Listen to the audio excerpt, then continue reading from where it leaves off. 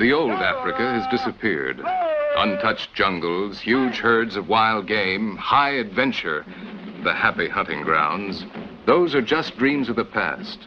Today there's a new Africa, modern and ambitious. The old Africa died amidst the massacres and devastations which we've filmed. But revolutions, even for the better, are seldom pretty. America was built over the bones of thousands of pioneers and revolutionary soldiers, hundreds of thousands of Indians, and millions of bison. The new Africa emerges over the graves of thousands of whites and Arabs, and millions of blacks, and over those bleak boneyards that once were the game reserves. What the camera sees, it films pitilessly, without sympathy, without taking sides. Judging is for you to do later. This film only says farewell to the old Africa and gives to the world the picture of its agony.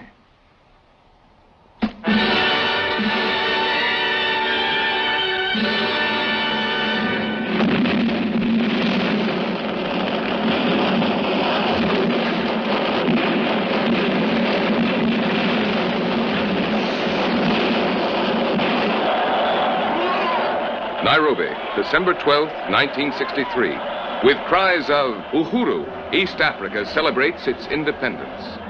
Uhuru is a new word. It means freedom.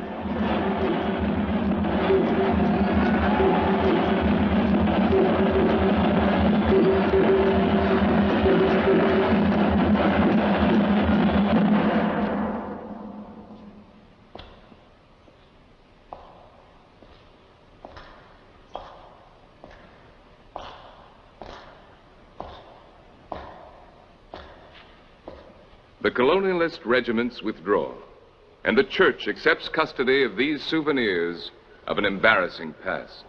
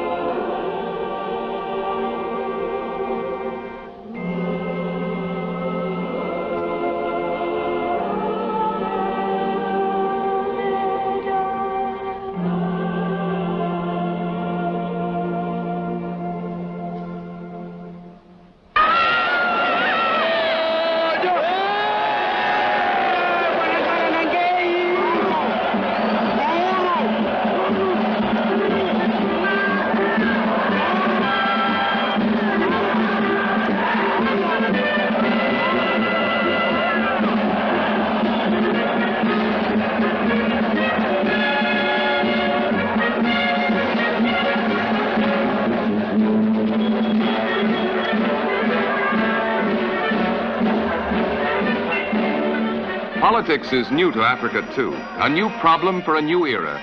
The symbol of the most progressive party, the rooster,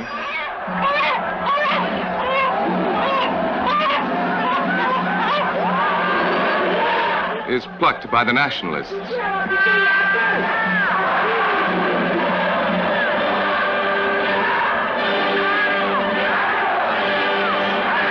There are other new words like communist, fascist, liberal, radical.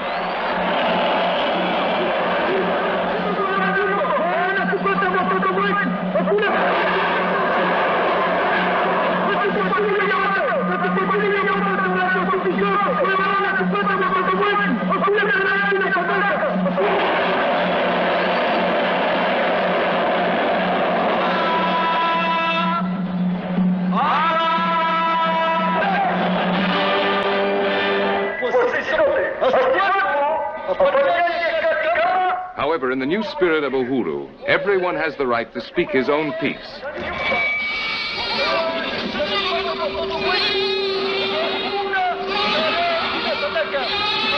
There's a lot to fight about.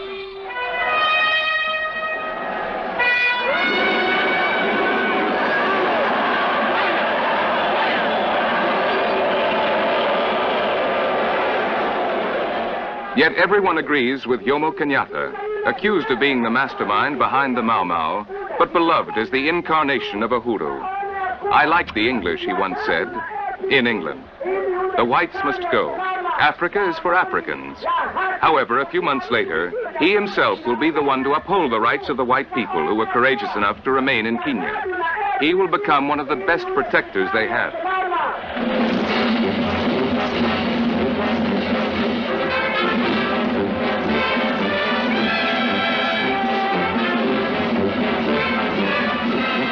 The first African armies parade into history.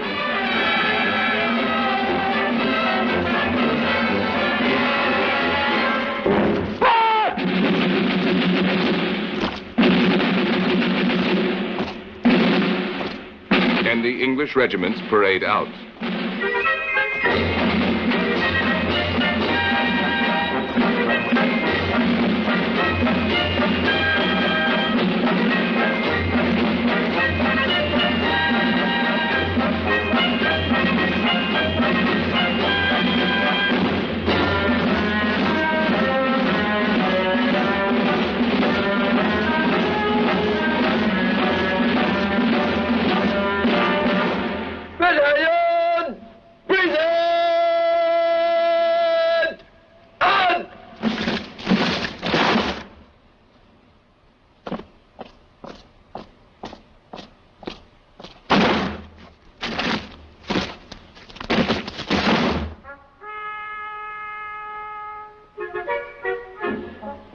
Sir Richard Turnbull, ex-governor of Tanganyika, leaves Dar es Salaam. In the garden, his askaris come to say goodbye.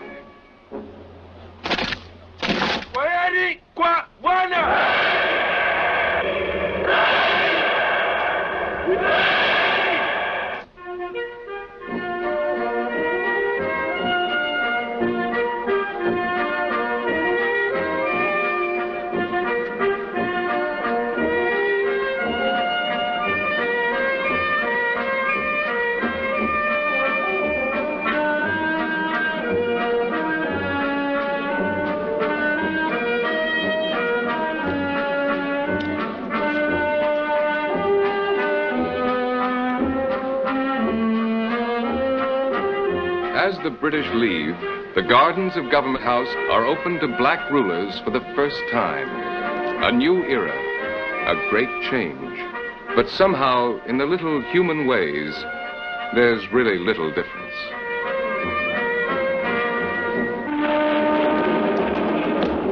Well, Mr. Nyerere, thanks a lot for everything. It's been a very nice day. Well, very nice weather, I mean. Goodbye, Madam Nyerere. I hope to see you again. And you, too. Bye-bye, gentlemen. I say, have you by any chance seen my wife? Most embarrassing. Most embarrassing.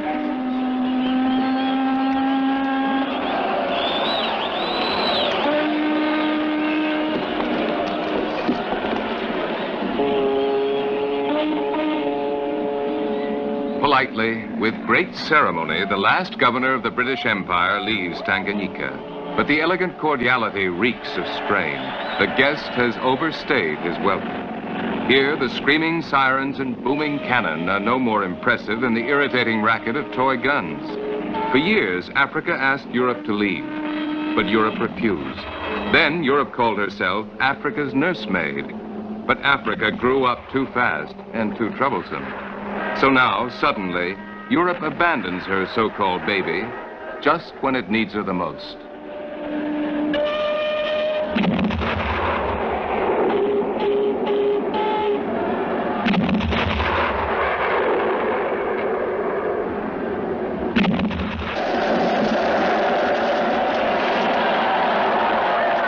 Now the Africans stage their party, a well-organized, spontaneous demonstration, well run by the police, against African countries still controlled by whites.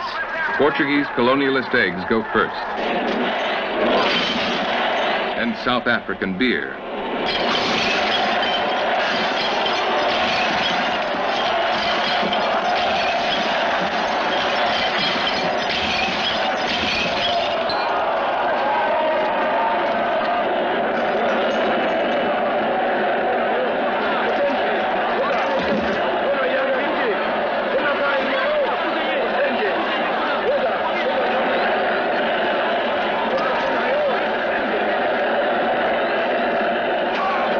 It's not as effective as the Boston Tea Party, but the message is almost the same. Africa's free, but still black. Whites made Africa ashamed to be black. Some call blacks the devil's creation. Now, to wipe away that shame, the new Africa creates its own racism, and the devil changes his color. These lessons are taught by government teachers. The white brain is smaller than the black brain. The white man knows this and is afraid.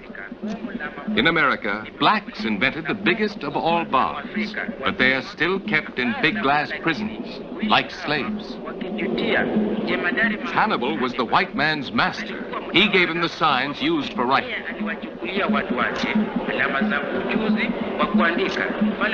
Hannibal also gave him the wheel, which Hannibal had invented. But when he brought it to the white king, the king killed him and ate him. Because they want to become black, whites lie in the sun by the sea.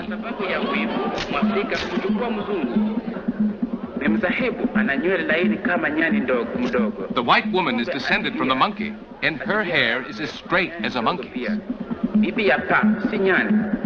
The white woman has flabby breasts, so she hides them in white bags. But it's a hard lesson to learn. Here at a state-run beauty contest, even Miss Uhuru hides her breasts in white bags. Mr. Kenyatta, President of the Republic, who has graciously accepted to attend this ceremony, let us now proceed to the first historic election of Miss Uhuru of the sovereign state of Kenya. Do you mind waiting over there, please? And now the verdict of the jury. Miss Kulai, Miss Uhuru, 1963.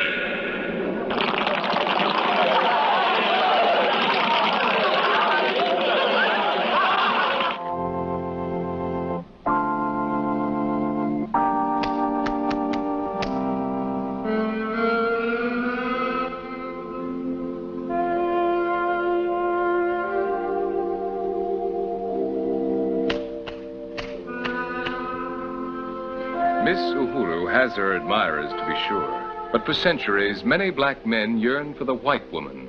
Before Uhuru, in her gleaming mansions and her concealing garments, she remained an unattainable dream. But now, for the price of a drink, liberated Africans can make that dream come true. They can watch the white woman draw aside her mysterious veils, and lo, there she is, revealed at last. Not in the best light, perhaps, but certainly not a dream. Just an ordinary female, aging, mocking, and pale. Say, Abe wanna take him off?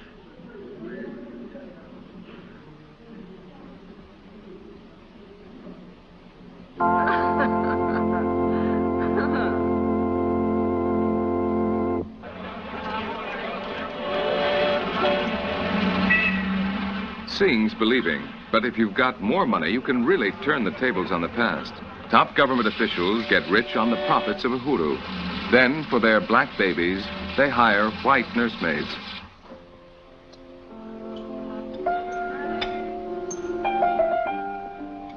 No, dear, you mustn't spit the seeds. Use your hands. Yes.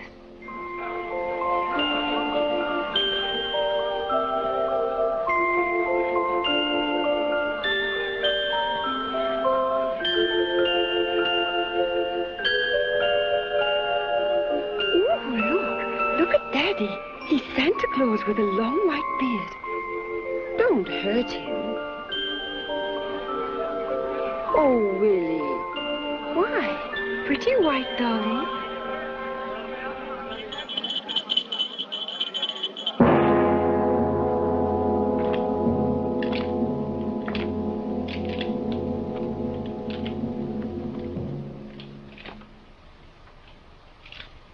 Now the whites must trust to black hands the defense of their homes and families. Soldiers of the most famous white African regiment, the King's Rifles, hand over their guns. There are no ceremonies, no military honors. It's a matter of fact. Africa has emerged from her long dark ages.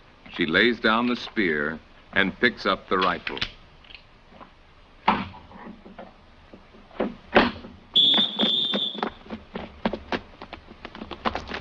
Africa picks up the whites' police clubs, too, and begins training a new force. In Kenya, it's urgently needed. The young nation's first independent elections have been scheduled, and excitement has reached a fever pitch.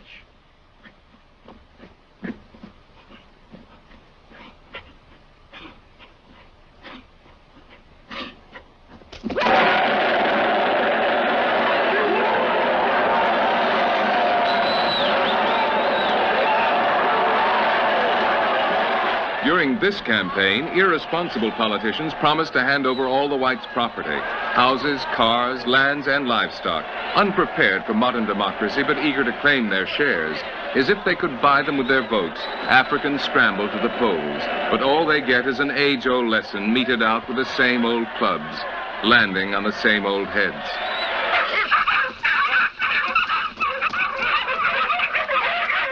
Uhuru comes late to the White Highlands, where for over 60 years only whites were permitted to own land, where Kenya's richest farms lie.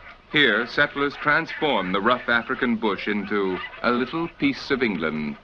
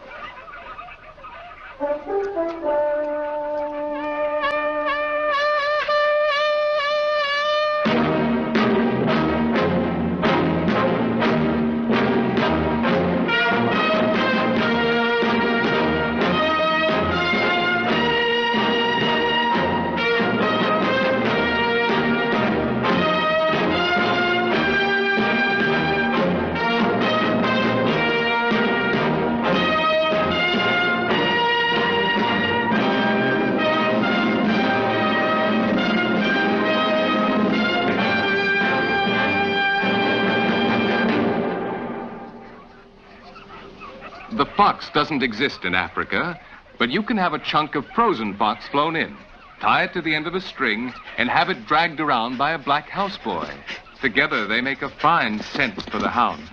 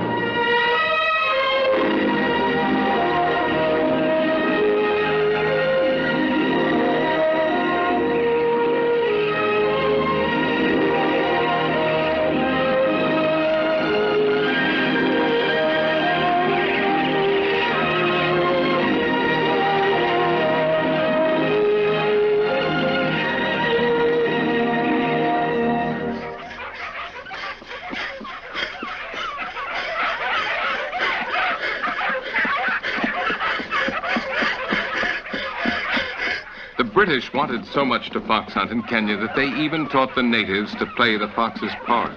But the fox is a wily prey, one which the hunter should never underestimate.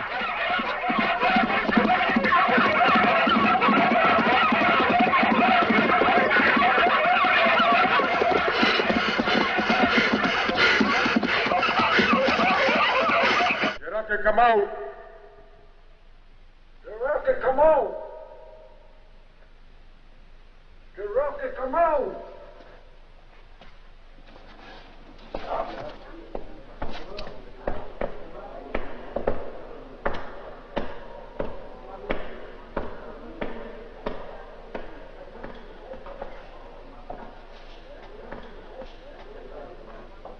This court will now render its decision. In Her Majesty's name, you are found guilty and sentenced to deportation to Maradal Jail to be imprisoned there for 40 years. That is all.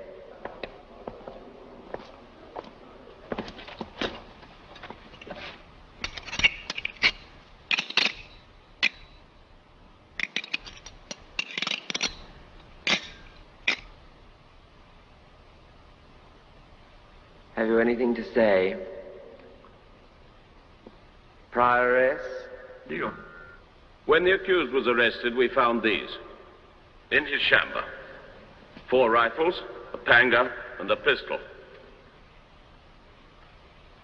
They were made by his associates and himself for the crimes admitted to. Mshtakiwa, waitambua bunduki hii? Armed with this gun, exhibit number 4, together with 6 of his accomplices, Rashidi Singida, on the night of April the 6th, 1961, entered the farm of the British subject John Fletcher at Aberdare Point and strangled the askari on duty, Josephine Taeli. The second victim of the accused was Miss Elizabeth Regan, sister-in-law of the farm owner, who was killed by Singida by means of a gun shot through the window. Alerted by the shot, Mr. Fletcher ran to the outside stairs and was wounded. Mr. Fletcher crawled into the house to protect his wife and 2 daughters.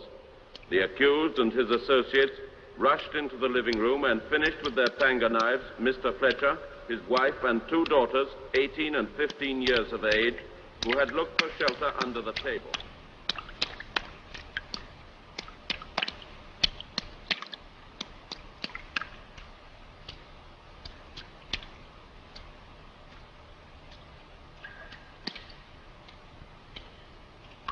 The corpses of the 3 women were found without heads or limbs, while on Mr. Fletcher's body, a former naval officer, 72 panga blows were spotted. Do you confirm your confession to the police? Yeah. We take the liberty to point out to your lordship that the accused does not need an interpreter as he knows English. You are sentenced to forced labor for life.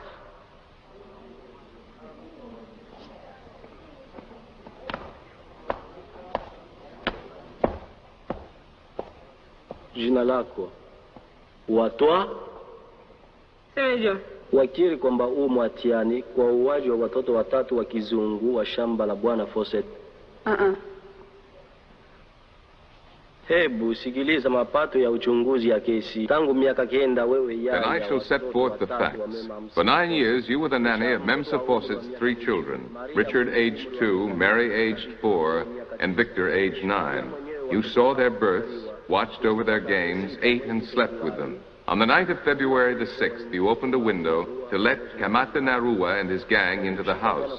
Bwana Fawcett was taken and butchered on the big green table. The mother and the children ran to the door. Kamata caught them at the door and cut them to pieces before your eyes. I sentence you to life imprisonment.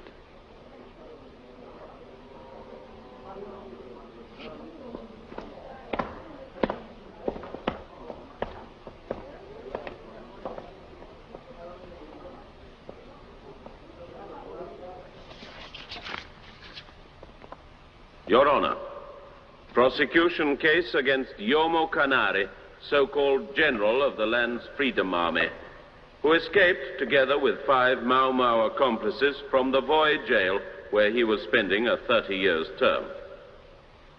The accused organized at least 100 collective swearings by Mau Mau, in the course of which domestic and wild animals were tortured, and obscenities, together with the crime of cannibalism, took place.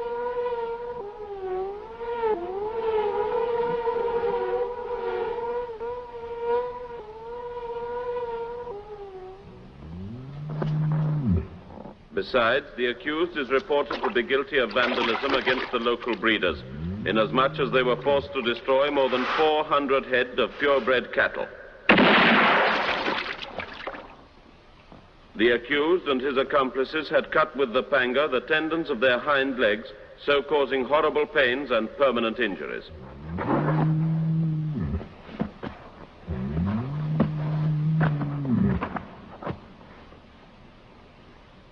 Irrefutable evidence of the accused's guilt was supplied by one of the major victims of Cannery's vandalistic actions, Mr. Worstworth, who, with his son, followed the band's tracks for 72 days and 72 nights. At Narok, the accused was captured and delivered to the Magadi Post Police.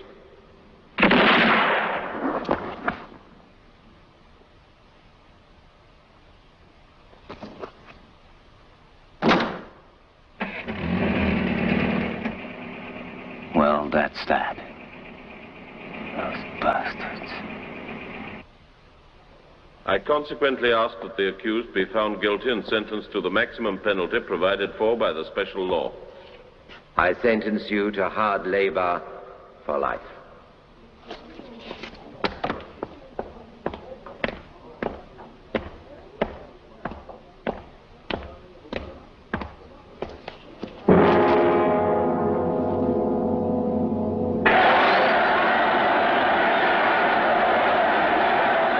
December 16th, 1964. General amnesty for all Mau Mau. Because their war against the British won Kenya's freedom, because they killed 85 whites and about 5,000 blacks, Kenyatta proclaims them national heroes.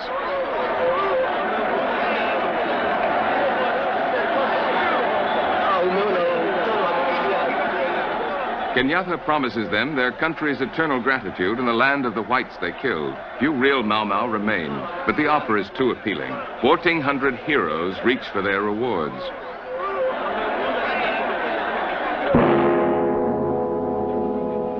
The whites' land trembles under their feet. Thousands prepare to leave. Real estate agency windows are papered with offers. If you don't catch the irony, the terms of sale seem absurd. 99 years to pay.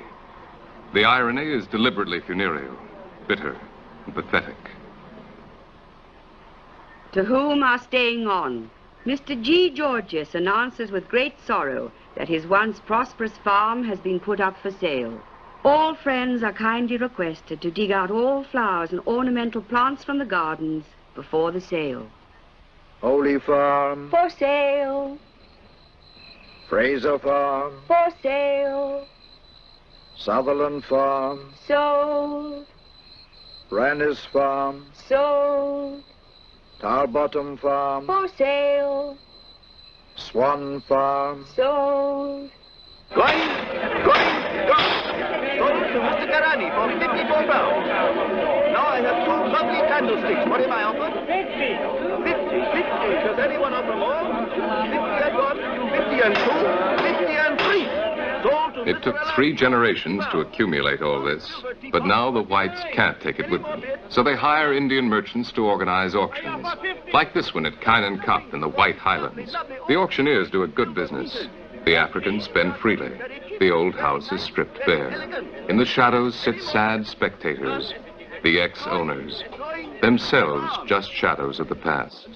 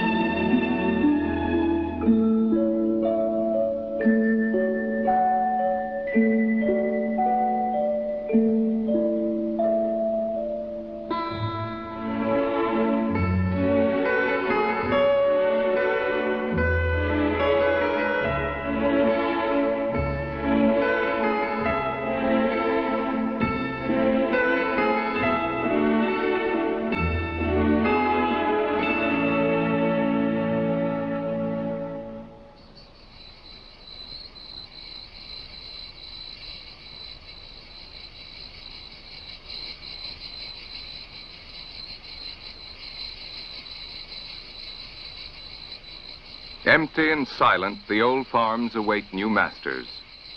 Kenyatta wanted to hurt the pride of the upper-class English colonials. Only the pioneers of the highlands were chased out. The whites living on the plains are left alone.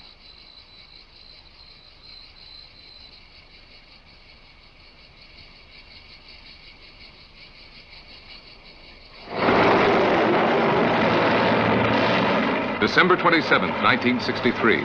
2 weeks after independence, Kenya begins its agrarian reform.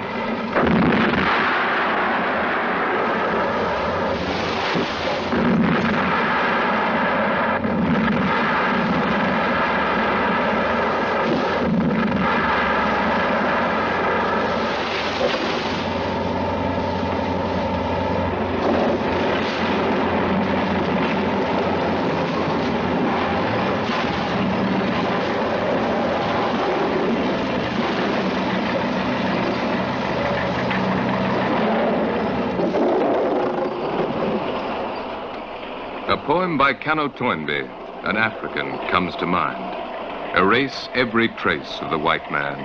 Uproot the tree of his evil. Plow under his flower gardens.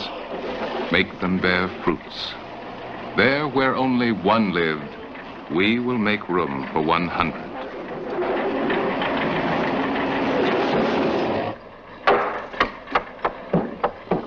In Kenya, the highlands are a rare oasis of green. Under the British, they were a private white estate. From outside, the Africans admired it and desired it. Now they claim it. Before, when only 150 whites lived here, it was too much for too few. But now, 10,000 Africans want in. Now it's too little for too many.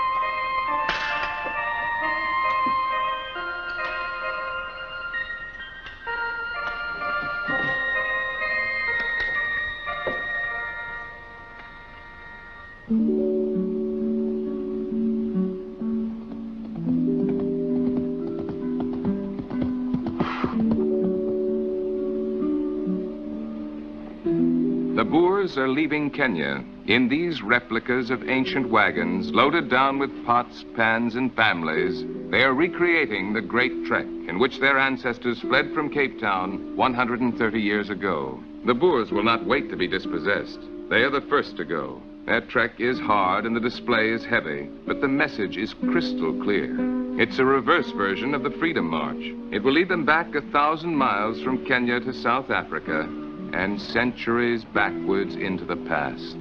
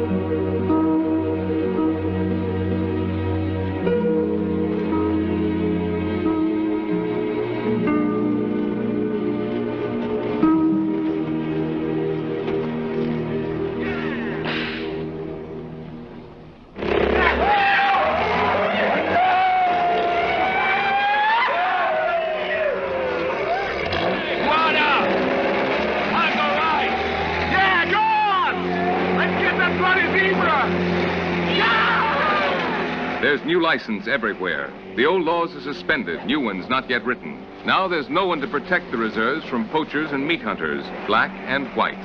For those who want to rob Africa the most they can in the least possible time, this is the perfect moment.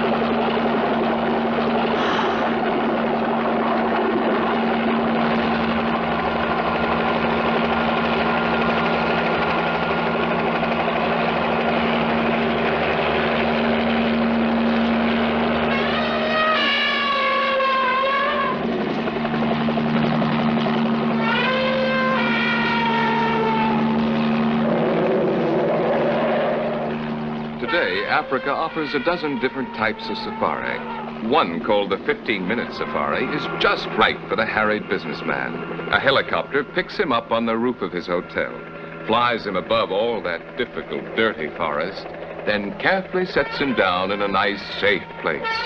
While he rests, the copter finds an elephant and drives it toward him.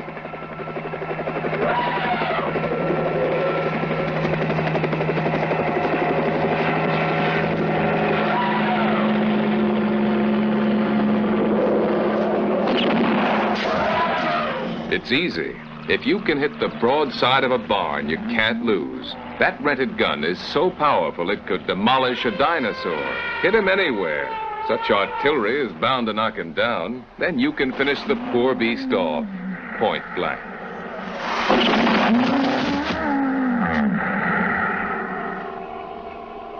Two minutes for a snapshot of the moment of triumph. And in a few hours, the great hunter can be back at the office, bragging about his heroics.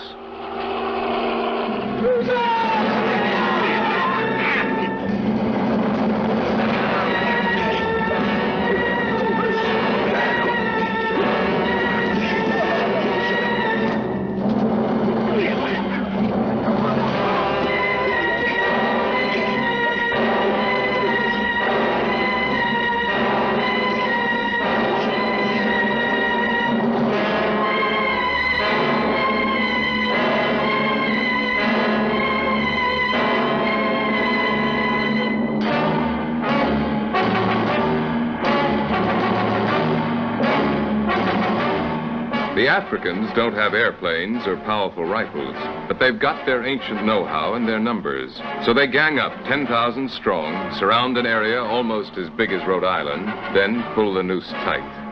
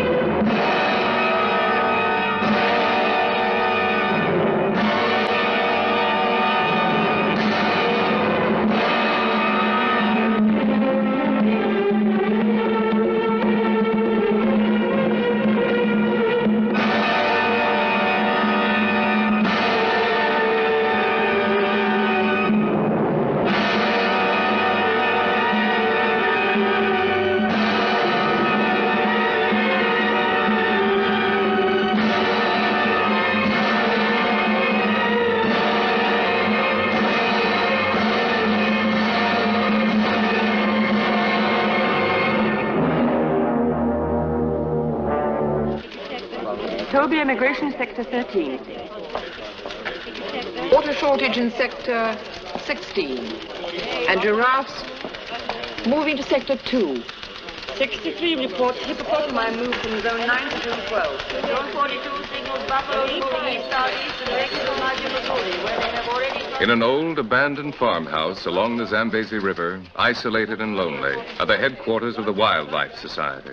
Financed mostly by private English funds using radios and airplanes, the Society tries to keep informed on animal movements across a huge section of the continent.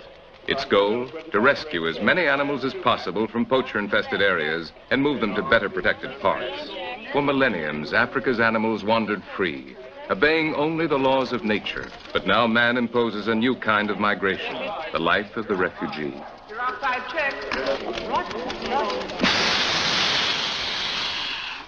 This is Operation Crocodile, working in the mouth of the Ruuma River, which is crawling with poachers.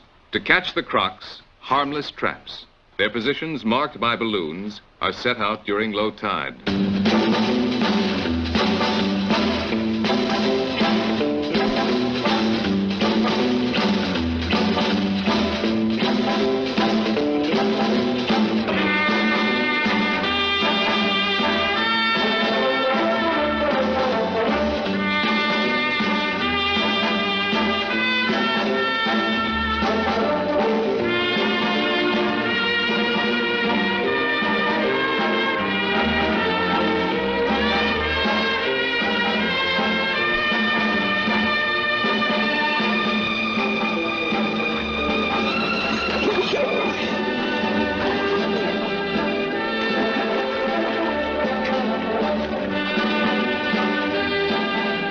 In the last 6 months alone, poachers have killed over 20,000 crocodiles here. The Wildlife Society can't possibly compete.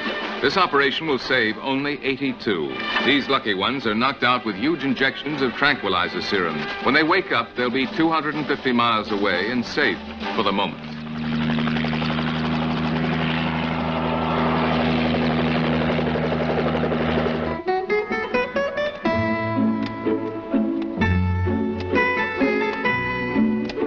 The new Africa is populated with walking wounded, animals that poachers or hunters didn't quite finish off. So the Wildlife Society has taken on the role of the jungle's Red Cross. To treat a wounded elephant, veterinarians feed their patient pounds of tranquilizers and hope that will keep him cooperative. They make diagnoses, take temperatures, administer medicine, even maintain an animal blood bank. Hold that tail up, won't you? Where the hell has this damn thermometer gone to?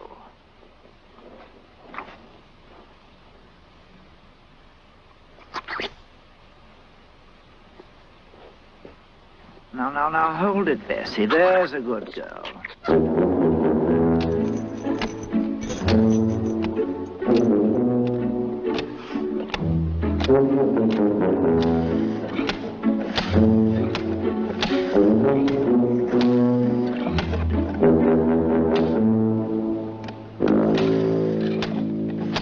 The Game Scouts helicopter is flying over the Tana River region. Some of the men run into the bush for cover. They are the ivory poachers, the bane of the African game reserves. In this area alone, which is no larger than a London suburb, they have slain 750 elephants. The poachers have grown in number, taking advantage of the crisis caused by the present political transition. The immense heritage of the African fauna is in danger. It has been suggested to call in the United Nations.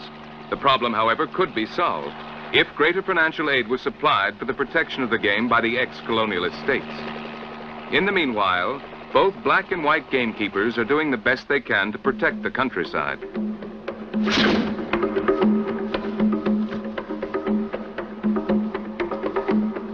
Hidden deep in the forest, police discovered hundreds of caches of ivory. One modernized army of poachers used hand grenades to massacre 300 baby elephants, all slaughtered only for the tiny tufts of the hair at the tips of their tails, out of which they make baubles and bracelets that tourists buy for a few pennies apiece.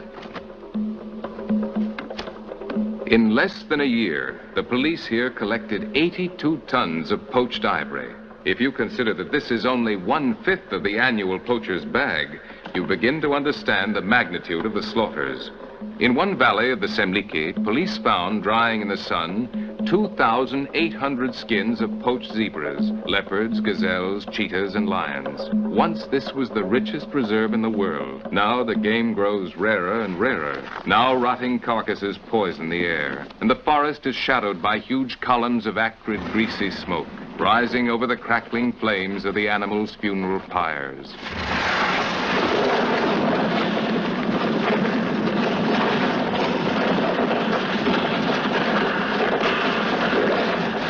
The Wildlife Society keeps on trying to protect a few of the living, trying to save some of the wounded, but it's a pathetic losing battle.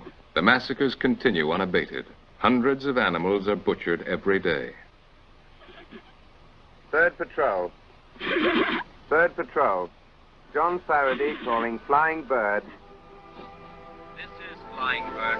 Come in, third patrol. Over. Found baby zebra, a week old, near mother's body. Killed by poachers with poisonous arrows. Emergency operation needed. Recommend special food, B16. Acknowledge. Over. Okay, third patrol. Message received. We shall see to it.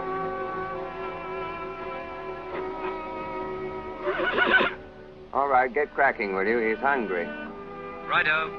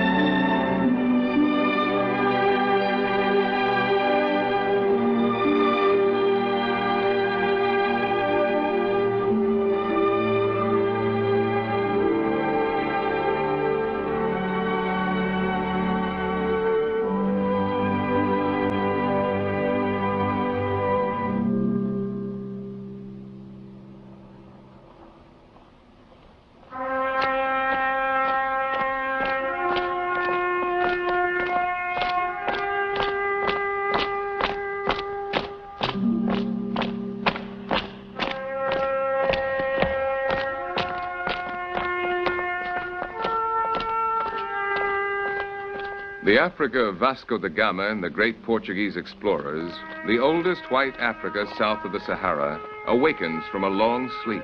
For 400 years, nothing has visited this fortress, nothing but the weather.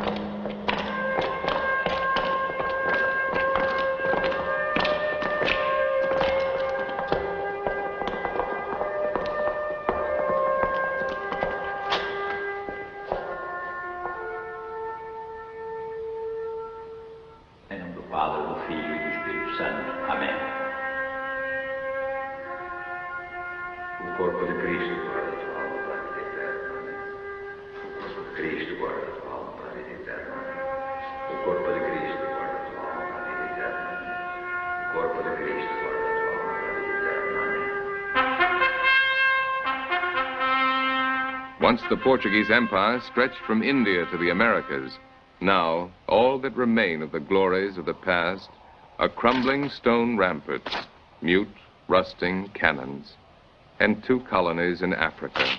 But Portugal is reluctant to give them up. They're all she has.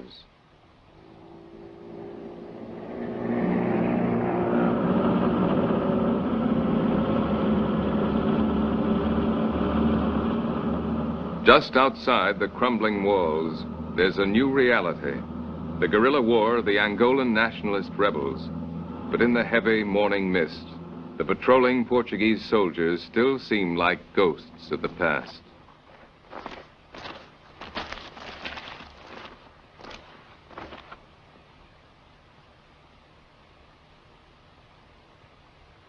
Whenever man is present, animals and birds hush their normal chatter, and the jungle falls silent. It's an unmistakable sign which the rebels know only too well. Now they avoid such pockets of silence.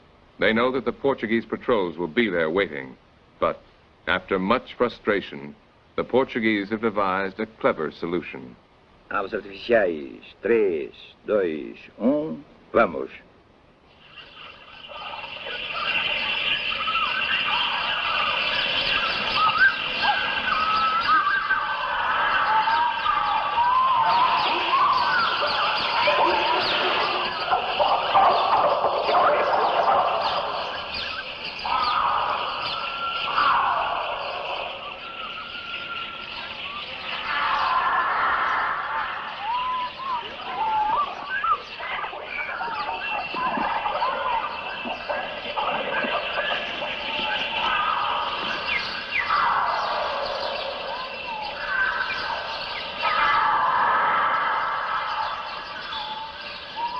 It's a trick that almost always works. Animals and rebels respond to the tape's electric cry, and instantly the jungle fills with life and death.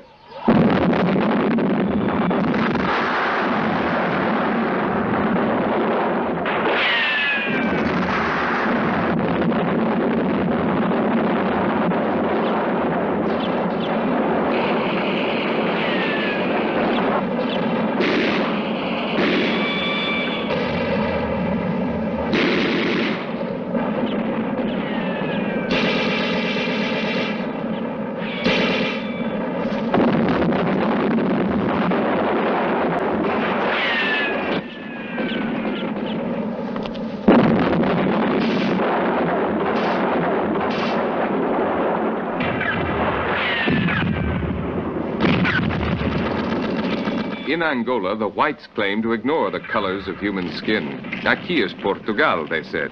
Here is Portugal. Brancos y pretos son todos portugueses.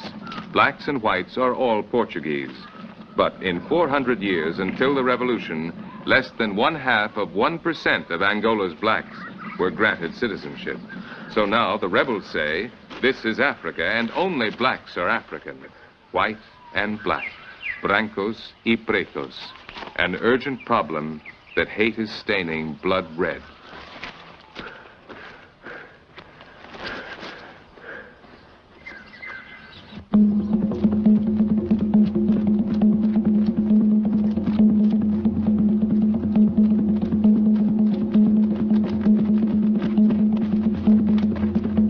When modern elections ousted them from power because they're a small minority, the Watusi allied themselves with the Chinese communists, supposedly champions of the world's masses, and revolted against Rwanda's peaceful majority, the Bahutu. The revolution failed, and the Bahutu took a horrendous revenge.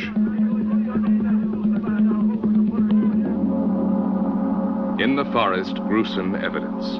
54 amputated Watusi hands. This month, January 1964, at least 20,000 Watusi have died, and the Bahutus' revenge has been going on for years.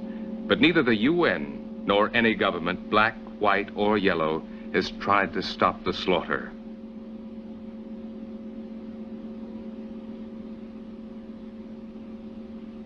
The Kagera River carries away thousands of corpses. These Bahutu river folk feel no pity for the Watusi, but for them the Kagera is the source of life, their drinking water. They must keep it clean. They have worked like this for weeks, weeks of ghoulish fishing, carried out with reluctant diligence, yielding a grotesque harvest.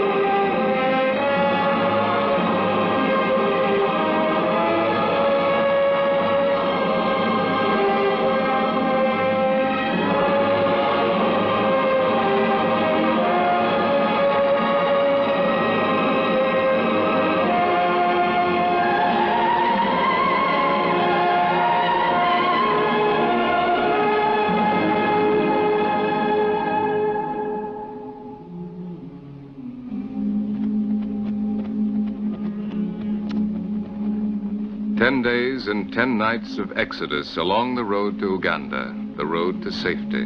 When they ruled Rwanda, the Watusi were a rich and arrogant people, cruelly dominating the Bahutu. Now, owning only their cattle, the Watusi are poor refugees begging sanctuary. Landless, homeless, uncomprehending, a people who hardly exist.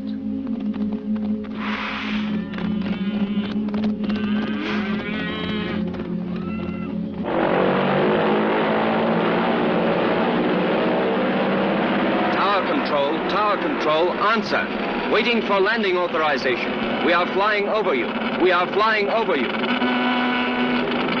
KPN here, please answer. Over. This is Control Tower. Authorization refused. For the last time, you are requested to move on immediately. Winger! Okay, AFL. We'll try landing anyway.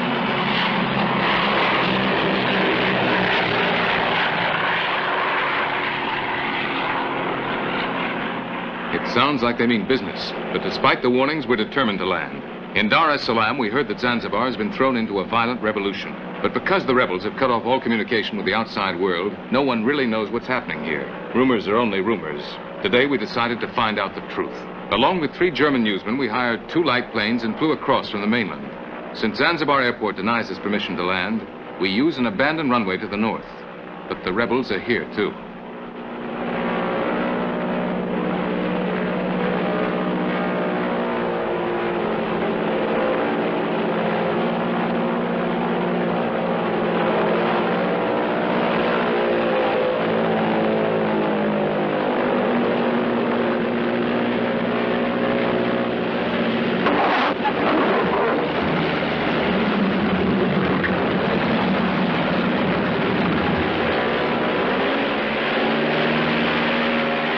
The Germans seem to have landed safely, but as we touch down, we catch a glimpse of them being kicked along by the rebels. Then the rebels drive a truck onto the runway, and we just have time to swerve away and pull up before we crash.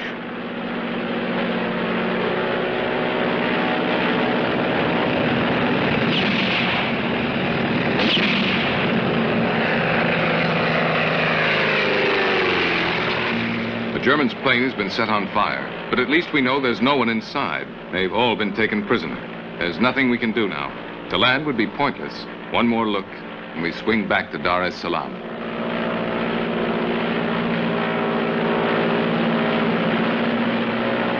But the next day, we return with a helicopter, flying a red flag to confuse the rebels, because rumors say that the revolution is communist-inspired. This time, we head for the center of the island, where refugees say 5,000 Arabs were slaughtered last night.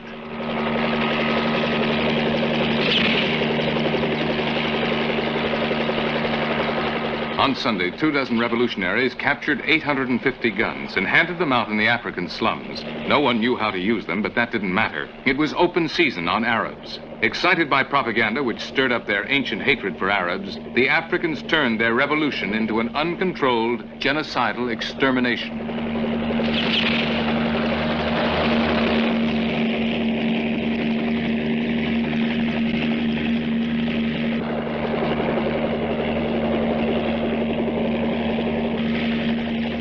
Entire villages burned. The Arabs machine-gunned. Trucks loaded with Arab corpses, carting them off to mass graves. Politicians called such scenes embarrassing. And so they are. To the old colonialists who created their own racism and allowed other racisms to fester, then abandoned Africa to those merciless passions. To the new rulers who are creating new racisms, and to the new exploiters, east and west, who spread false promises so they can increase their own profits or power.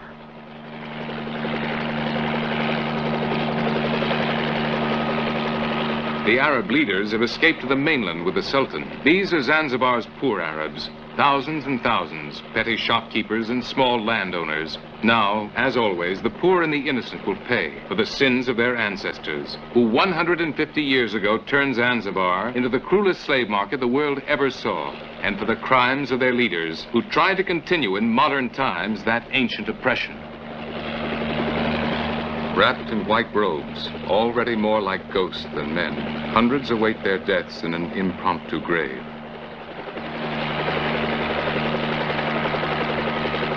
Ancient Muslim cemeteries turned into modern extermination camps. women and children trembling under the muzzles of the rebels' guns.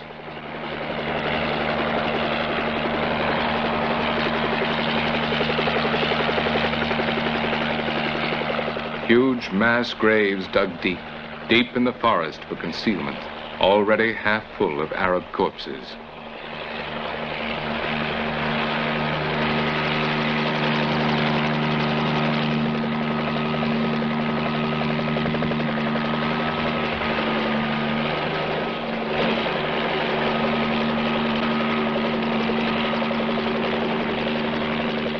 Again, the Moslem cemetery. But today there's been no time to finish the business of burial.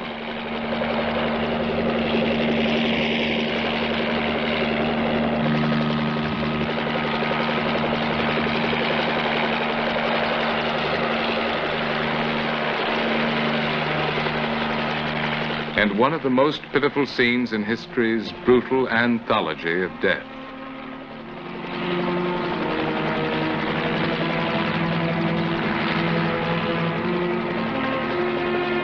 Thousands of Arabs fleeing into the sea. A desperate race to an impossible salvation.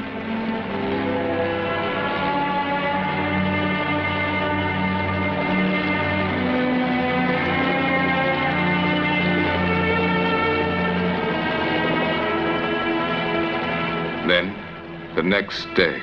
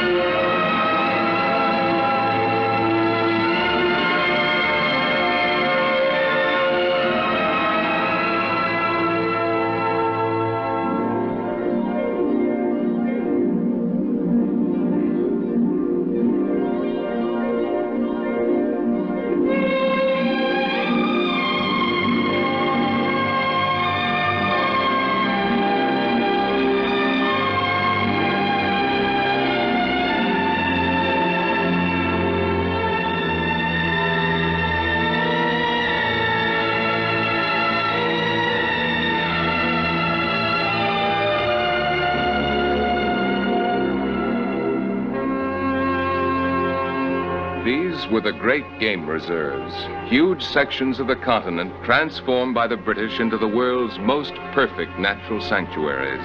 Here, the British game laws classified man as the most destructive of animals. Here, except for man, all the animals were sacred. Man could tiptoe along the boundaries, but he could not put 1 foot inside. Even then, dedicated wardens watched his every move and demanded absolute silence.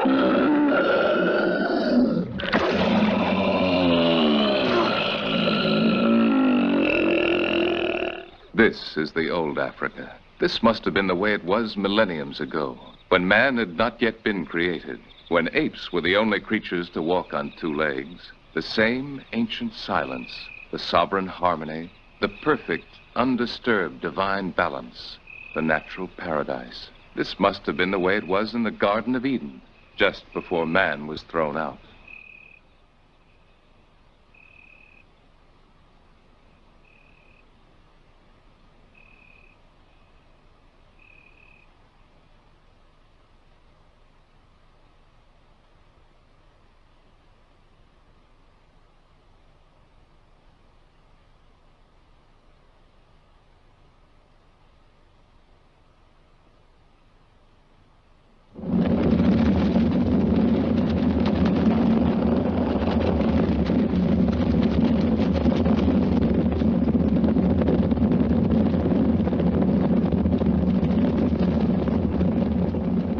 It is the dawn of February 25th, 1964. The national parks, which up to now have been inviolate, are profaned.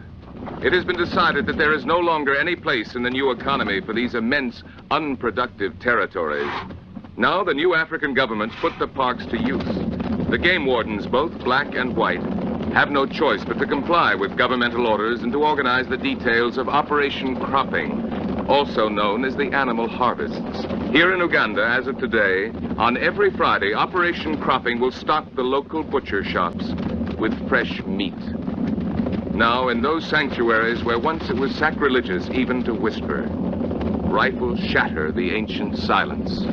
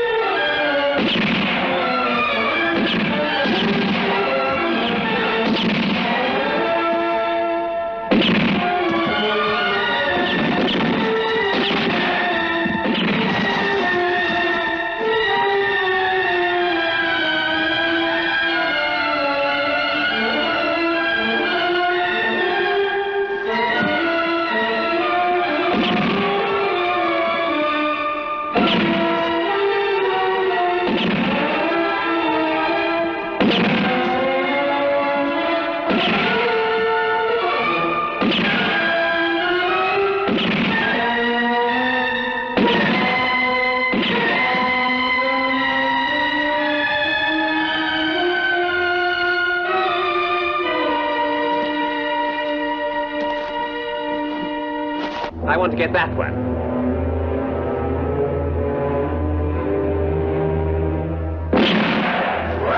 March 25th, 1964, Murchison Falls National Park, elephant harvest.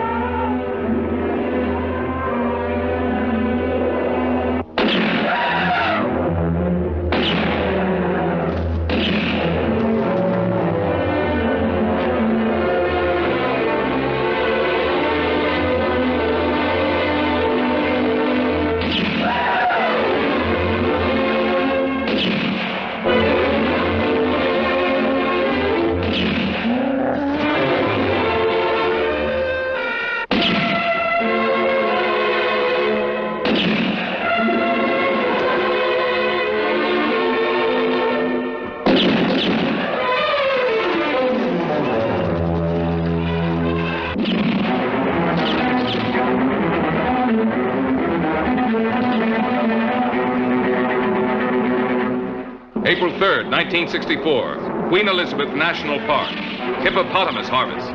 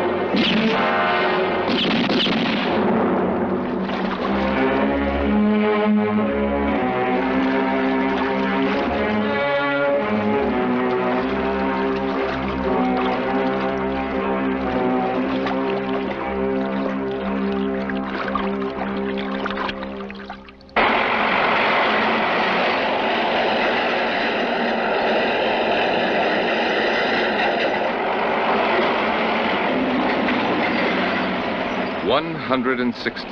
That's the total of today's harvest on the Hippopotamus Ranch. Local butchers buy them all for about $40 apiece. The number to be harvested is determined by two factors. Africa, which is starving for protein, must be fed, and the market prices must be kept stable.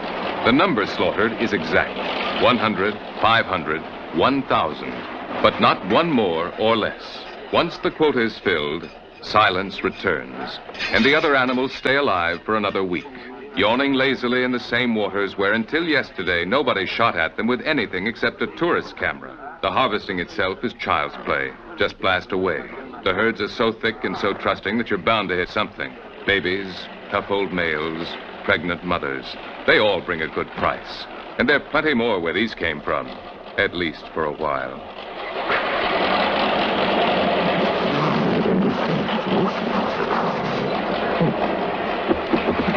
An order for 45 elephants? It's filled in a jiffy. Once, these monsters were Africa's most ferocious beasts. But now, used to the safety of the old sanctuaries, they can be led like lambs to the slaughter. That's true both for those terrible tuskers suffering from tooth trouble and for the legendary pregnant females. The truth is that today in Africa, as in the rest of the modern world, there's only one hungry, ferocious beast: man.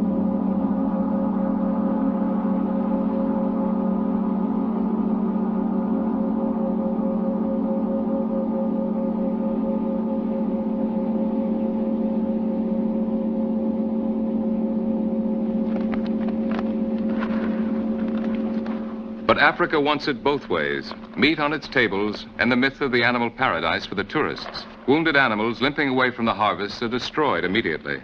Above all, the tourists mustn't know.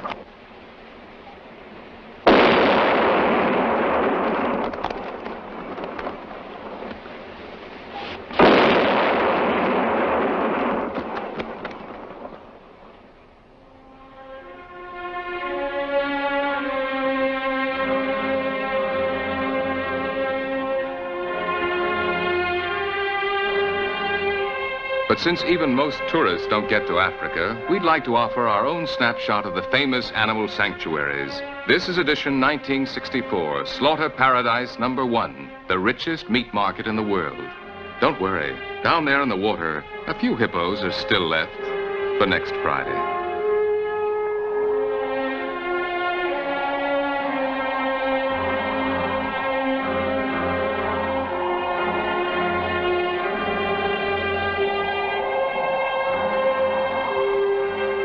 Here's another souvenir snapshot. This one's a must for the latest, most up-to-date brochure for a trip through the animal paradise. That inviolate sanctuary of our planet's disappearing wildlife. That sacred shrine of nature where even whispering was forbidden. Because today your trip can be a lot more jolly. You can shout, scream, curse, and romp around to your heart's content. You won't disturb anyone. Man, the most destructive of animals, has already passed this way. You can follow his trail for miles and miles, right across the heart of Africa, an endless panorama of desolation and death.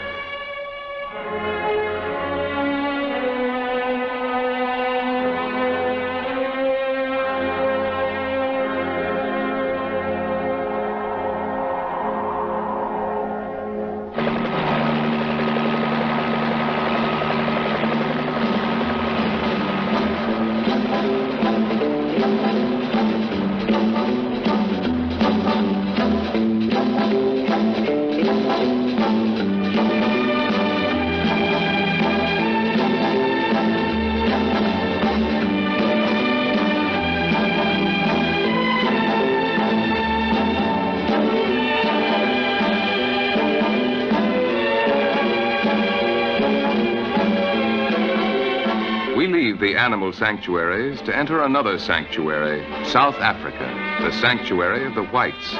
The break seems sharp and clean. Here, order and luxury. Back there, turmoil and hunger. South Africa's whites claim that the break is absolute. To the cry of Africa for the Africans, the whites respond, this isn't Africa. And the change is so abrupt, the country so prosperous, that this could almost seem true.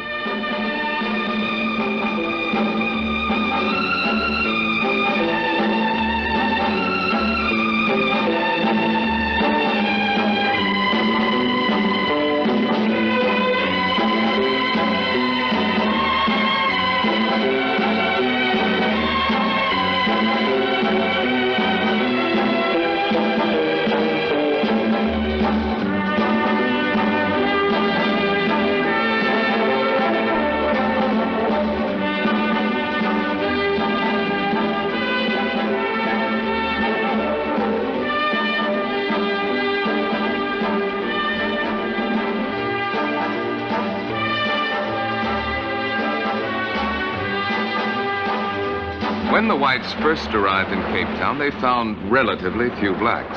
Now the blacks outnumber them 4-1. Now the blacks say, this is Africa, their Africa, which the whites have taken from them, which they want back.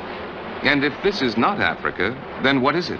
If it's not the last point on the African continent, then it's not in the world at all. It must be unreal, imaginary, a glittering fabrication of castles in the sky.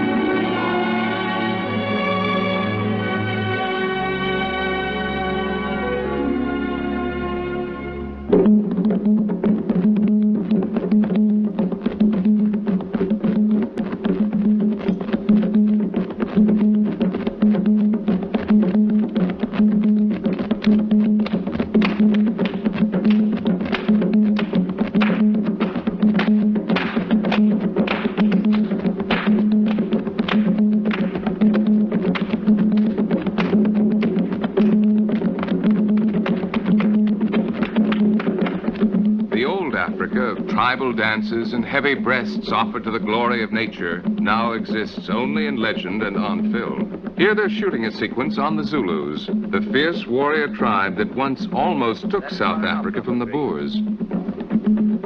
Come on, more action! But today's Zulu girls demand high union wages to strip off their nylons and dance their grandmothers' dances. For them, the ancient rhythms of the tom-tom have long since disappeared. Today, during their work breaks, they pound out some very new variations.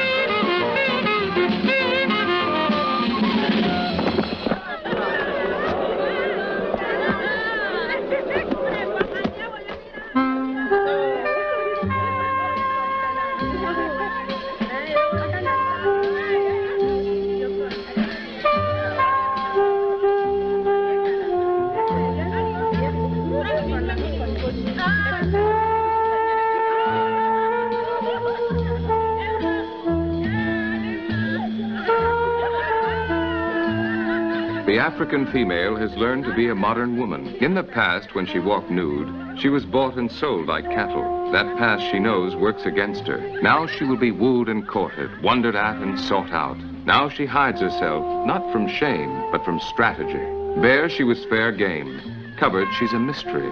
Bare she was bartered. Dressed she can decide for herself.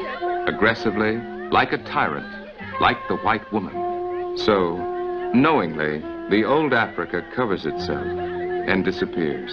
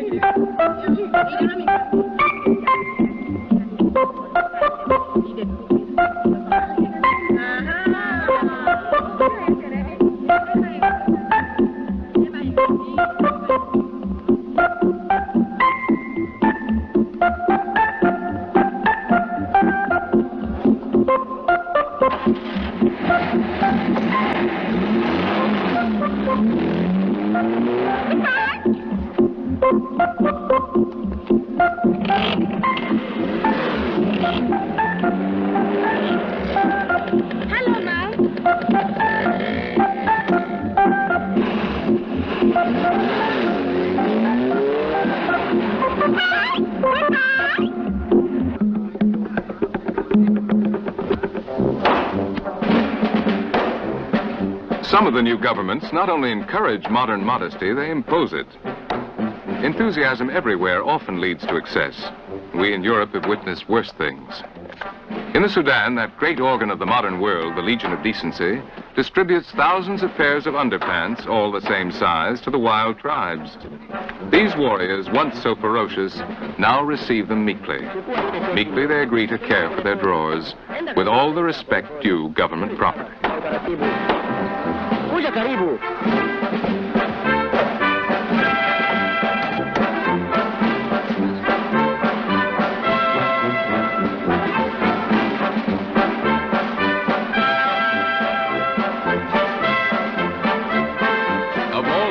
That need hiding in Africa, if this is not quite the most urgent, at least it's a beginning. And at least the Legion of Decency is satisfied.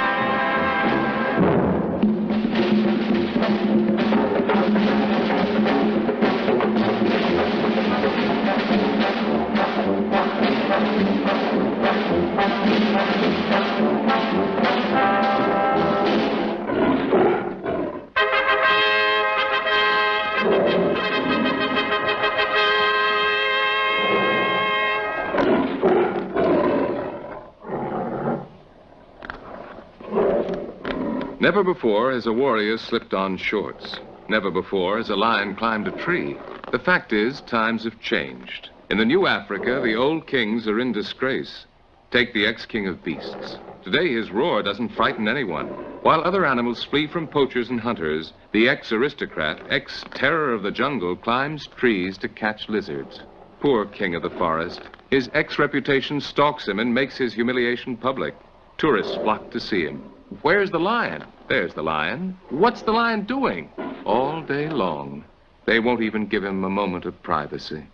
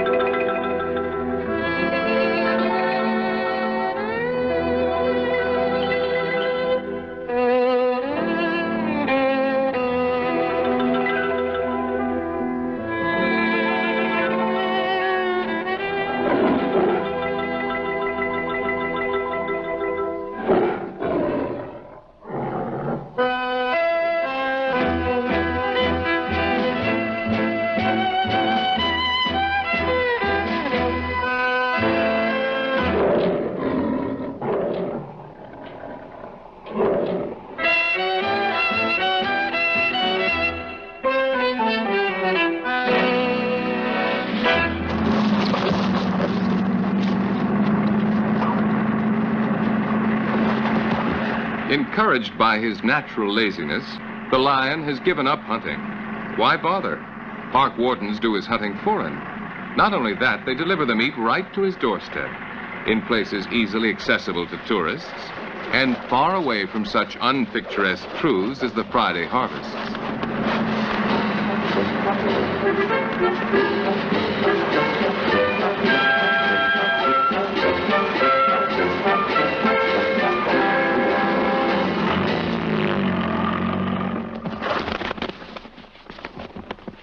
The ex-king of beasts has retired. Now he's just a weary old man on welfare who gets his daily exercise by irritably shooing away the birds.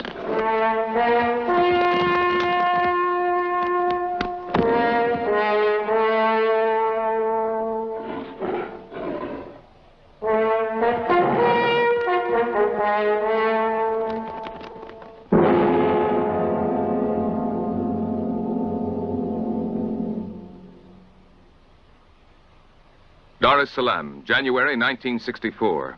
Another revolt has exploded, this time in Tanganyika. What began as a minor army protest over wages has turned into race war.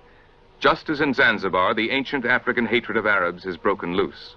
Muslim blood flows freely everywhere, but especially in Bagamoyo, the port where long ago the Arabs used to round up the slaves before loading them onto slave ships. Already the mortuaries are full, and the cadavers overflow into the sun. Patiently, the vultures wait for the inspection to finish, so that they can begin their own.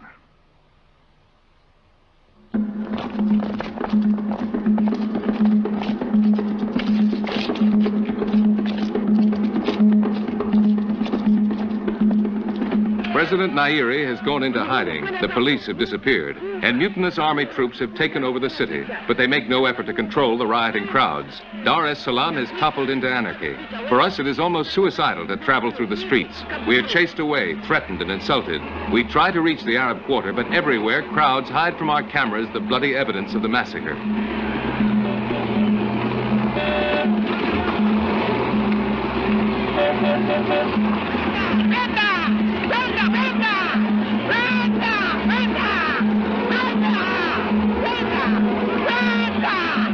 On Ocean Road, a Muslim tries to escape a crowd of Africans by running out into the sea.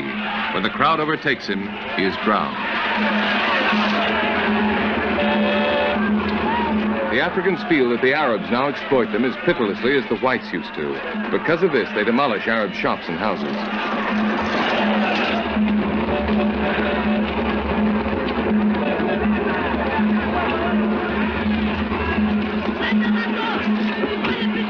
Dozens of Arabs have put to the wall. Someone has killed 3 mutineers, so now there must be a reprisal. But we're not welcome at the execution. They scream at us and threaten us with machine guns. When we stall to get some good shots, one of the soldiers loses his temper.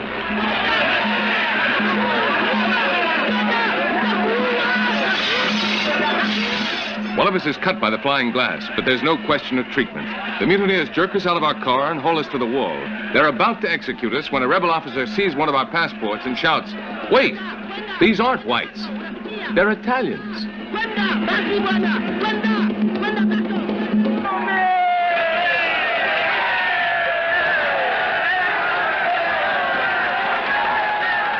Leopoldville, June 26, 1964. Moise Chombe, the exiled rebel whose secessionist Katanga government held off the United Nations troops for over 2 years, returns to the Congo. Almost as much of the country is controlled by communist-supported rebels as by the Western-supported government. But Chombe boasts that he can clean up the mess in just 3 months. Now he's no longer a villain. Now he's the Congo's savior. But mass enthusiasm is short-lived in these parts.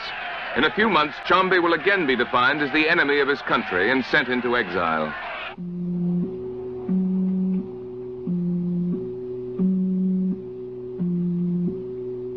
November 24th, 1964.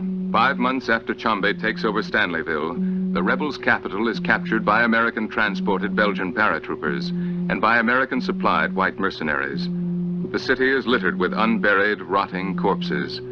Here in the Congo, these new atrocities have old roots.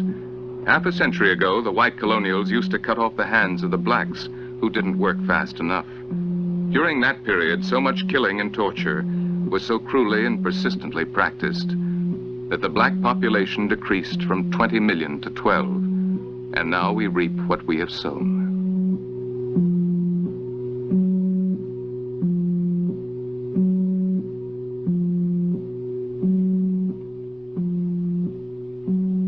The rebels' leaders told them that their arrows were more powerful than guns, that they were protected by a magic spell that turned bullets to water. Doped up on drugs, believing themselves invulnerable, they marched into a massacre. Now ants, flies, and the sun stripped their cadavers to skeletons. They're granted no honors, no graves. They died without knowing what they fought for, without knowing that the Congo had become a battlefield for the Cold War, in which they were just unimportant dupes.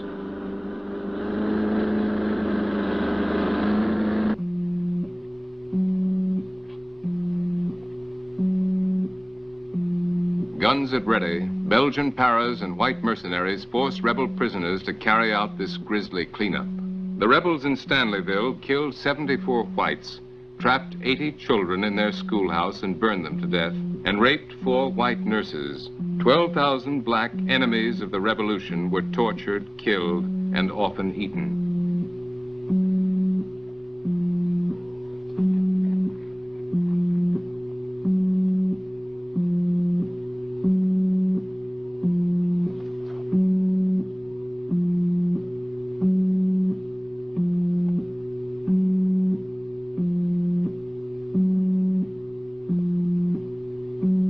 Reeks of dead flesh decaying in the equatorial heat. 9 nuns, 7 missionaries, and 4 white children were tied together with wire and shot in the mouths. Many of the whites' bodies had been slashed open at the stomachs so that the rebels could eat the liver.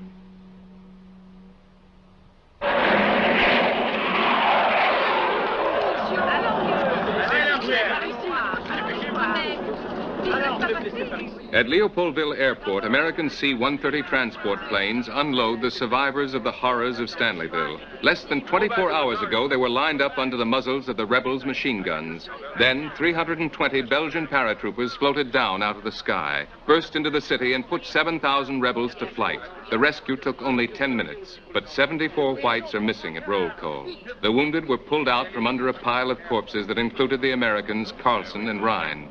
5 of these wounded, among them a raped woman, died later at Leopoldville Hospital. They wouldn't even have made it to the hospital, nor would the 1,000 other rescued whites have made it out of Stanleyville had it not been for the American planes.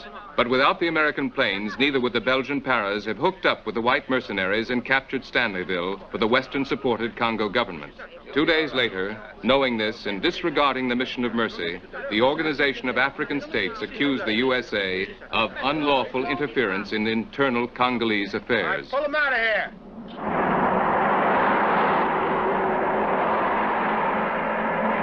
We're flying northeast of Stanleyville, over the border between the Congo and the Sudan. In the mission below, more than 100 nuns, priests, and children are held captive by one band of the 6,000 rebels who control the Ituri forest. For 8 days now, UN and government planes have dropped supplies over the mission. These always end up in rebel hands, but there's no alternative. The rebels have threatened to slaughter all the captives if one parachute opens or one helicopter lands. This time, the government keeps its side of the bargain, but the rebels don't. On the 9th day, when we fly over the mission again, there's no one waiting.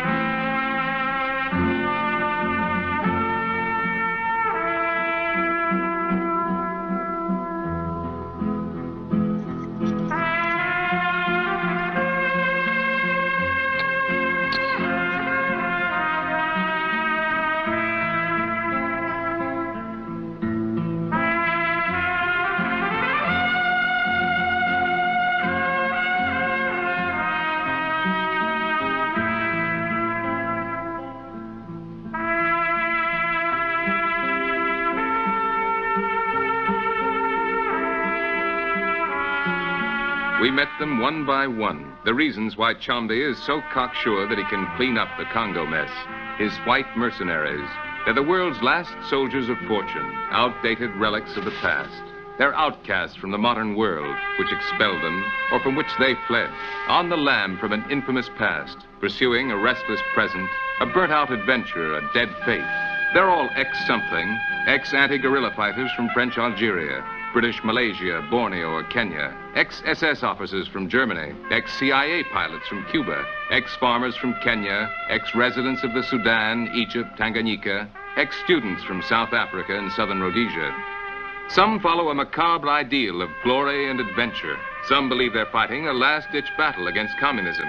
Some are known as les affreux, the horrors, who just love war. 2 days ago, 15 of them tore Kisaka from the grasp of over 400 rebels. Tomorrow, 40 of them will try what the entire Congolese army couldn't achieve, the conquest of Boendi. Alors d'accord sur tous les points. Alors, si j'ai bien compris, le 54 arrivera à Boendi avec le Tigny, s'il Rafi aux marches, hein? Eh bien, moi, je vais contrôler les hommes et les bagnoles. Moi, je m'en vais avec le 52 et je vous rejoindrai à Boendi le 24. Faites gaffe aux noirs et surtout n'oubliez pas les prisonniers. Salope. Des renseignements. Une fois Boendi tombé, nous attaquerons immédiatement Beaufalais. Beaufalais, pas de problème, 300-400 noirs, tous drogués. Merde! Et bien entendu, les gars, sans rouquiller, sans baiser, sans bouffer.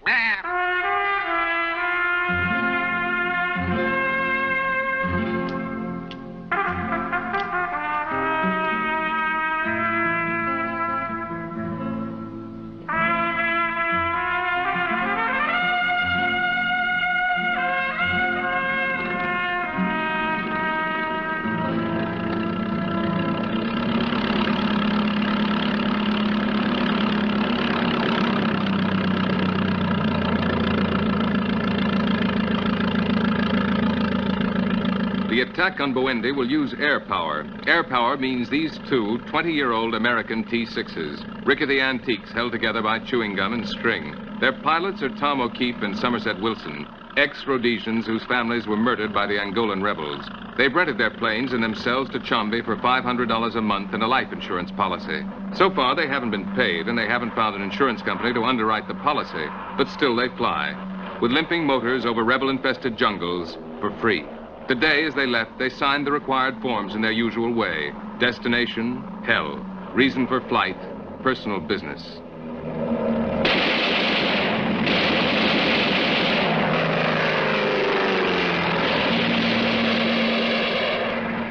October 22nd, 1964. The attack on Boendi. Hey! Off the trucks and take cover! Off the trucks and take cover!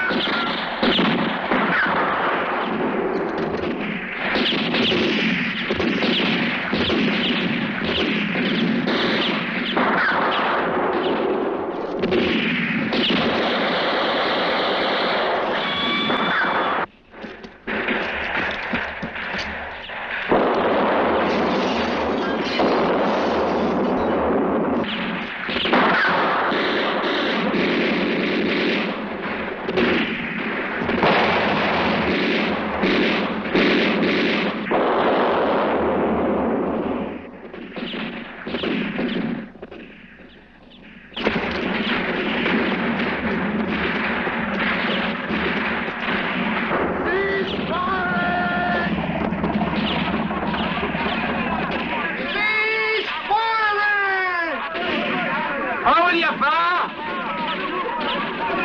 All right, hold it!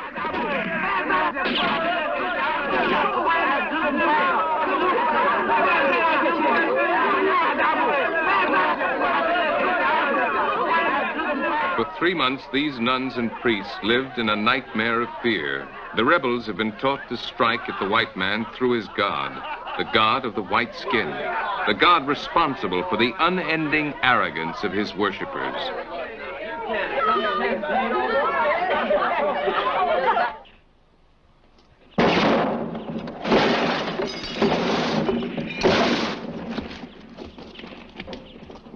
Right against the wall. Hands up there. Over here. Oh, goodness. Right, let's see him. What are you, my lady?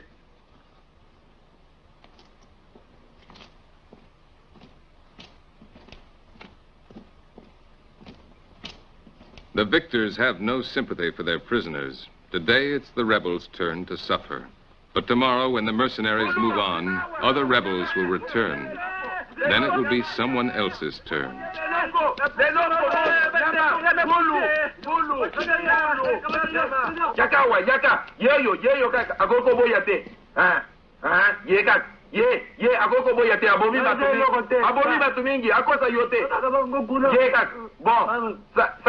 Allez, bongisa mutu na yo. Bongisa mutu. Boma ye kaka. Ye mutu mabe abomi bato mingi. Ye kaka. Ye.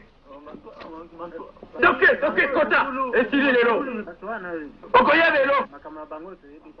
It's an endless cycle, a dance of death that's lasted 5 years. It's worse now because the Cold War has moved in. Black against white, east against west, black against black. No one ever wins. No one finally loses. Except the dead. Under the swarming ants and flies and the pitiless sun, they rot together, black and white, with absolute biological equality.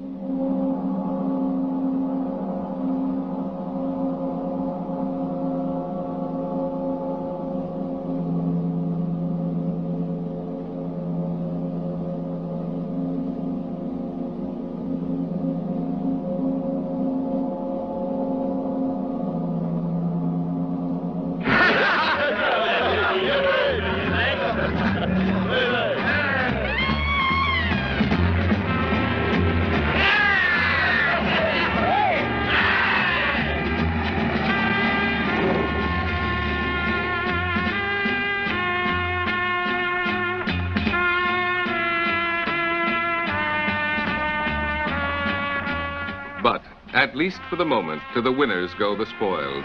At Buendi, the mercenaries discovered a rebel government strongbox. When they blew it open with a bazooka, they found 50 million Congolese francs. This fortune was not saved to finance the revolution. It was to finance Plan OK, according to which 3,000 rebel troops were to invade the USA. America is saved.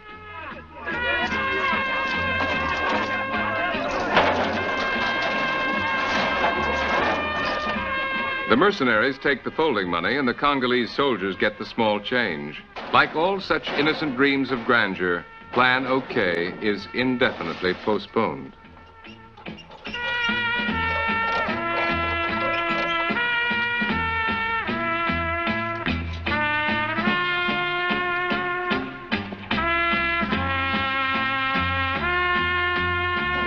Meanwhile, in reality, the soldiers get drunk over a victory as worthless as their plunder. Guests at a banquet where they get only the crumbs.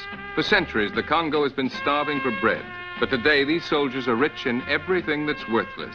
Formal tails for a black-tie dinner. Sun hats for a white man's safari.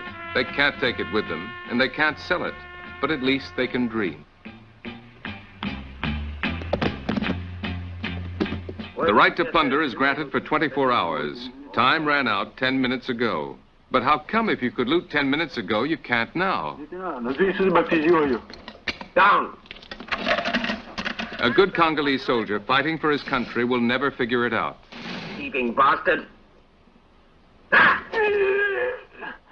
Call yourself a policeman, eh? You're worse than the others. Hey! Hey! Halt there! He'll never figure out why the whites make such a fuss to find out who ate this fellow's liver.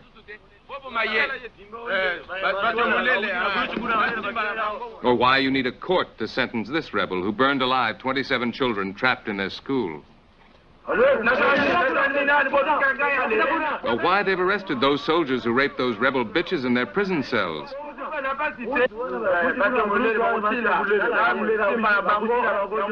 Or why you need so many men and so many rifles to kill one little, unarmed rebel.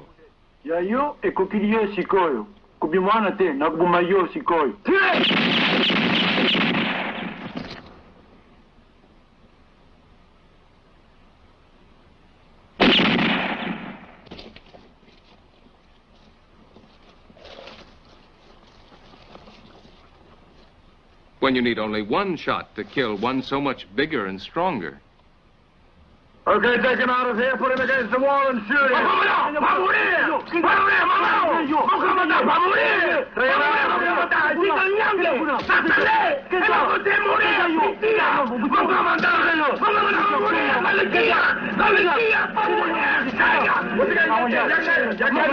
Absolut pecadista și nu mine parte să fie Spiritul Santo.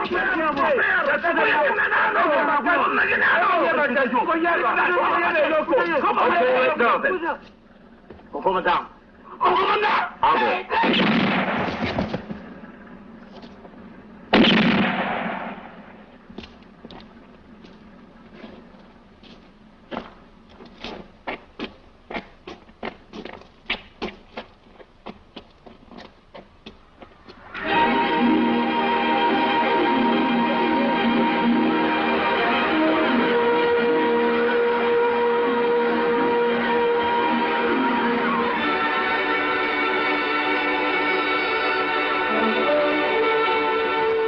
But in Africa, life explodes as powerfully as death. Here in South Africa, for every white baby, 5 blacks are born. Frightened, the whites have set up a system of complete racial segregation, apartheid. In their castle in the sky, they claim it can work. But in reality, it's an impossible, hysterical defense. And the longer it endures, the more it threatens to change the joyous smiles of the new generations into the grim lines of hate.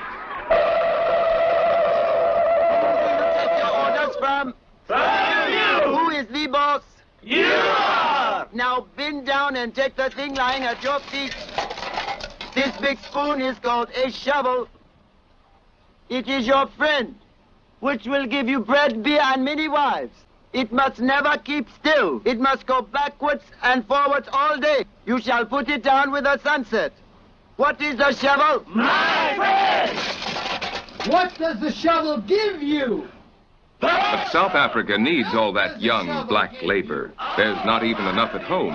So it takes refugees from other African countries. And if they're unskilled and illiterate, it can teach them the necessities at almost no expense. Who then is your friend?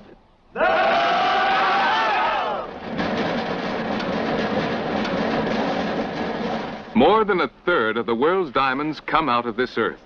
In South Africa, the white man is rich in diamonds, but poor in foresight. This wealth, which he could now share with his black-skinned citizens, could be taken from him tomorrow. 50% of the whites are against the continuation of the present racist policy.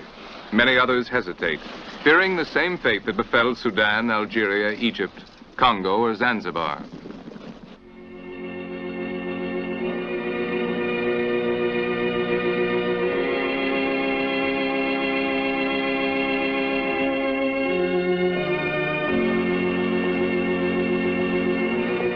Since 1652, the Boers have been here, working the land as farmers. 100 years ago, they struck gold, lots of gold.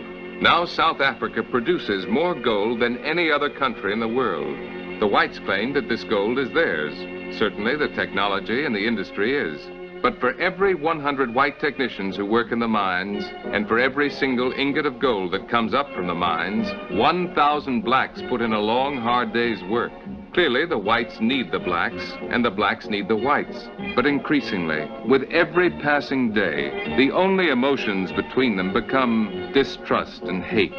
The black man is a child just out of the trees. This is a racist statement. Only the black man is an African. This too is a racist statement. And as such slogans spread, so does the hate.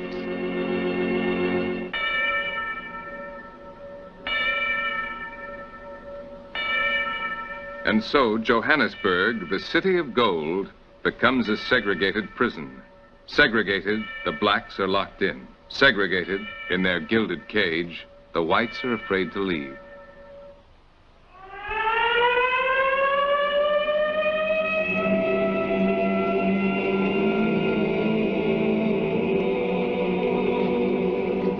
When the mines were opened, the Bantus flocked down out of the mountains in search of work. Other blacks flooded in from Angola, Mozambique, the Congo, and the Sudan, and still they slip across the borders. Today they number more than 11 million. They march in waves to the entrances of the mines and split up into rivers that flow down into the labyrinth that spreads out beneath the city.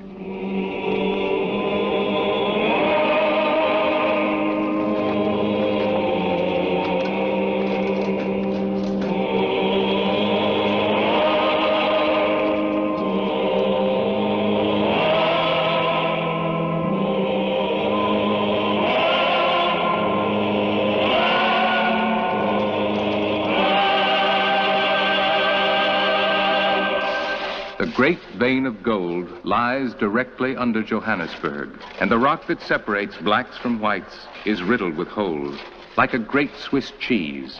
Like Christians in the catacombs, the miners slip from tunnel to tunnel, eating deeper and deeper into the city's foundations.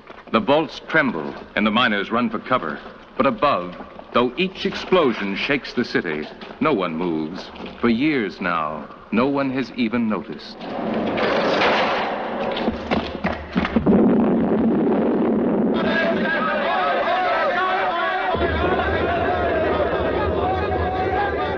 The stock exchange booms.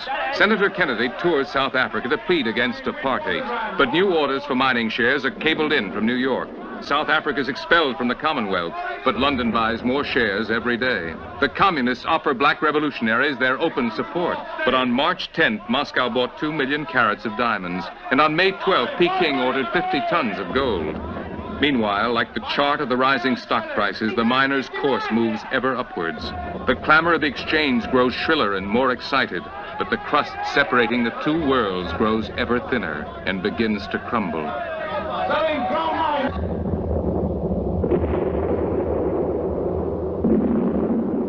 Now, more and more, as if by the crashing waves of a rising tide, the shrill of the exchange is drowned out by the blasts of the miners' explosions.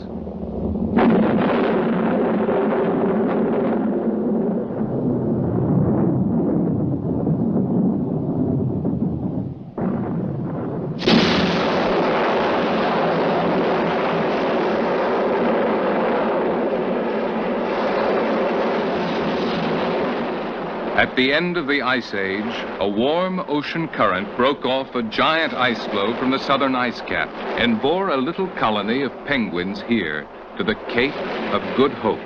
Stranded when their ice floe melted in the sun, for centuries they've been strangers in a foreign country, which grows ever hotter and more hostile, surrounded by a sea mounting in depth and fury. Soon, if these waters do not calm, one giant, angry wave will wrench them away forever from this last rock at the furthest tip of the Black Continent.